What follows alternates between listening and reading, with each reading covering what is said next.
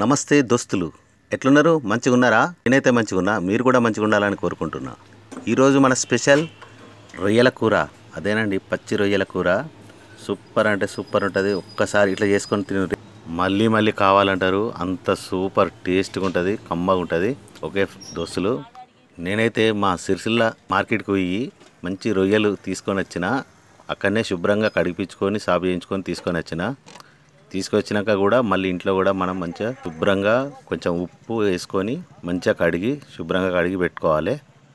Okay దోస్తులు, ఇది ఎట్లా తయారు చేసుకోవాలనో ఒకసారి చూద్దాం. నేను ఎట్లా చేస్తున్నానో మీరు కూడా అలాగనే చేయండి. చాలా అంటే చాలా కమ్మగా ఉంటుంది. స్టవ్ మీద ప్యాన్ పెట్టి అందులో ఒక 4 పావుల నూనె పోయాలి. 4 పావుల నూనె పోసుకొని ఒక కప్పు ఉల్లిపాయలు వేసుకోవాలి. ఒక 2 పచ్చిమిర్చి వేసుకోవాలి. వేసుకొని దోరగా ఎరుపు రంగు వచ్చే వరకు వేయించుకోవాలి. అట్లనే ఒక 2 బిర్యానీ ఆకులు వేసుకోవాలి. తర్వాత చెక్క లవంగాలతోటి గరం మసాలా వేసుకొని కొంచెం అంతా ఒక 4 లవంగాలు, 2 ఇలాచీలు, సాజీరా కొంచెం వేసుకొని కొంచెం 1 ఇంచు చెక్క వేసుకొని అది మెత్తగా దంచుకొని ఆ గరం మసాలా ఇందులో వేసుకోవాలి. అట్లనే కొంచెం కొత్తిమీర, ఒక సగం చెంచా పసుపు వేసుకొని మంచిగా వేయించుకోవాలి. ఒక చెంచా అల్లం ఎల్లిగడ్డ పేస్ట్ వేసుకోవాలి. అల్లం ఎల్లిగడ్డ పేస్ట్ మొత్తం పచ్చివాసన పోయేదాకా మంచిగా చిన్న మంట మీద వేయించుకోవాలి.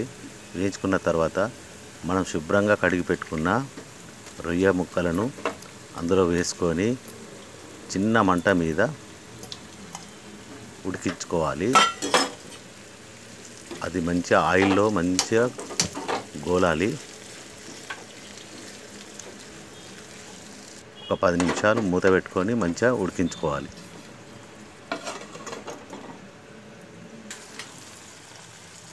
ఇప్పుడు ఒక 2 చెంచాల కొబ్బరి పొడి వేసుకోవాలి. కొబ్బరి పొడి వేసుకొని చిన్న మంట మీద మూత పెట్టుకొని ఉడికించుకోవాలి.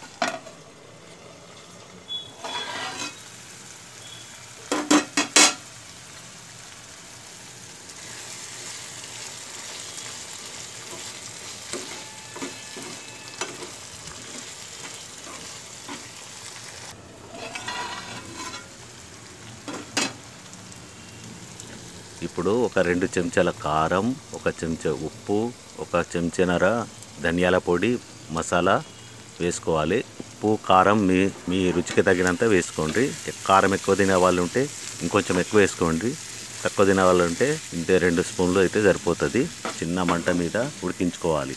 అంతేనండి, సింపుల్, ఈజీగా అంటే ఈజీగా తొందరగా తయారవుతుంది ఈ రొయ్యల కూర. చాలా అంటే చాలా కమ్మగా ఉంటుంది, టేస్టీగా ఉంటుంది. కొంచెం కొత్తిమీర వేసుకొని దించుకోవడమే.